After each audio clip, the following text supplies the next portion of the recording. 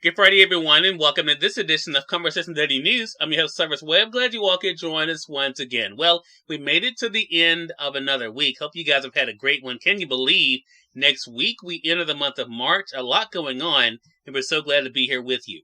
We, of course, have your news headlines coming up on this Friday. We have the Truth of the Day with Mary Ellen Ciganovich. In today's Entertainment Spotlight, I'll be discussing the importance of cardiovascular health with Dr. Lisa Waddell, the Chief Medical Officer for the CDC Foundation, and Tara Robinson, the CEO of the Black Heart Association. You don't want to miss that.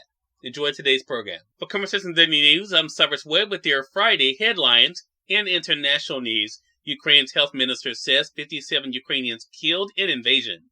Ukraine's health minister says 57 Ukrainians have been killed as a result of the Russian invasion, and 169 more were wounded. The health minister said on Thursday that Ukraine's authorities are repurposing the country's healthcare facilities to make room for those who need medical assistance because of the hostilities. Russia launched a full-scale invasion of Ukraine on Thursday, unleashing airstrikes on cities and military bases and sending troops and tanks from multiple directions in a move that could rewrite the world's geopolitical landscape.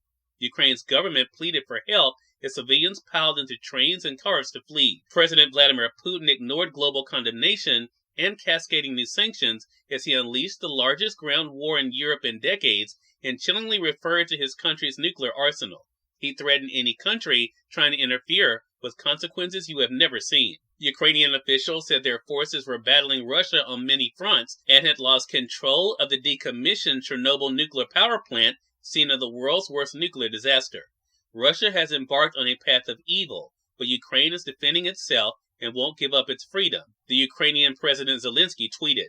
In Washington, U.S. President Joe Biden announced new sanctions against Russia, saying Putin chose this war and that his country would bear the consequences of his actions. The sanctions will target Russian banks, oligarchs, state-controlled companies, and high-tech sectors, added they were designed not to disrupt global energy markets. Russian oil and natural gas exports are vital energy sources for Europe. Zelensky urged the U.S. and West to go further and cut the Russians from the SWIFT system, a key financial network that connects thousands of banks around the world. The White House has been reluctant to immediately cut Russia from SWIFT, worried it could cause enormous economic problems in Europe and elsewhere in the world. Zelensky, who earlier cut diplomatic ties with Moscow and declared martial law, described Russian forces advancing on a Syrian front, including a difficult situation developing in Ukraine's second-largest city, over 20 kilometers from the eastern border with Russia, and Russian troops slowly advanced from the north of the city. He said a Russian airborne unit at an airport just outside Kyiv, the capital, was being destroyed. He appealed to global leaders, saying that if you don't help us now, if you fail to offer a powerful assistance to Ukraine, tomorrow the war will knock on your door. Both sides claim to have destroyed some of the other's aircraft and military hardware, though little of that could be confirmed at the time of this report. Condemnation rained down not only from the U.S. and Europe, but from South Korea, Australia, and beyond, and many governments readied new sanctions. Even friendly leaders like Hungary sought to distance themselves from Putin. In business news, U.S. markets recover after the Ukraine invasion sends them reeling. U.S. markets stabilized and ended higher Thursday after an early swoon brought on by Russia's invasion of Ukraine. Technology stocks in particular rebounded strongly, erasing an early drop of 3.4% in the Nasdaq and leaving the tech-focused index up 3.3%. The S&P 500 also came back from an early loss and ended up 1.5%. Oil prices had surged earlier, but ended with modest gains. Beyond this tragic human toll, the conflict looks set to send prices even higher at gasoline pumps and grocery stores around the world. Russia and Ukraine are major producers not only of energy, but also grains and various other commodities. In national news, whistleblowers say they've been bullied for exposing prison abuse. As the Federal Bureau of Prisons faces increased scrutiny over its latest scandal, allegations staff and even a warden sexually abused inmates at a women's prison known as the Rape Club, people striving to hold it accountable say they're being attacked for speaking up. Whistleblower employees say high-ranking prison officials are bullying them for exposing wrongdoing and threatening to close the women's lockup if workers keep reporting abuse, and members of Congress say they're being stonewalled as they seek to bring greater oversight to the beleaguered bureau. And finally, in entertainment news, Meghan and Prince Harry to receive honor at NAACP Image Awards. Prince Harry and Meghan, the Duke and Duchess of Sussex, will receive the President's Award during the 53rd NAACP Image Awards this weekend. The NAACP announced on Thursday they had selected Prince Harry and Meghan, who have heeded the call to social justice and joined the struggle for equity in the U.S. and around the world. The couple will be given the award during the February 26th ceremony that will be televised on BET. Previous recipients include Jay-Z, Muhammad Ali, Rihanna, LeBron James, and Jesse Jackson. Cyrus Webb, Conversations Daily News. It's now time for the Truth of the Day with Mary Ellen Ciganovich. Mary Ellen, take it away. Hi, this is Mary Ellen with your Truth of the Day. Begin any new goal with enthusiasm. When beginning any new goal, always keep an enthusiastic attitude. This sets a positive tone for achieving your goal. Keep this enthusiastic attitude with you, especially when you don't think you can meet your goal. Thoughts of uncertainty and insecurity have no space in your mind because you are enthusiastically looking forward to achieving your dream. Faith in yourself and trust in your ability to make good decisions will help you to persevere. Your optimism, eagerness, and enthusiasm gives you energy, propelling you forward toward your goal. It also gives you strength to face adversity with a renewed sense of hope.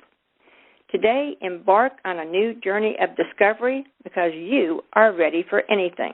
And as always, enjoy the day. We have part of my conversation coming up with Dr. Lisa Waddell and Tara Robinson in today's Entertainment Spotlight. Stay with us. You're listening to Conversation Daily News. For Conversation Daily News, I'm Cyrus Webb with the Entertainment Spotlight. With February being recognized as American Heart Month, I had the opportunity to sit down with Dr. Lisa Waddell, the Chief Medical Officer for the CDC Foundation, and Tara Robinson, a 3-time heart attack survivor and founder and CEO of the Black Heart Association, about the importance of conversations about cardiovascular disease. It's a bit of our conversation. Dr. Waddell, I want to begin with you. Why does the problem of cardiovascular disease impact the Black community so much?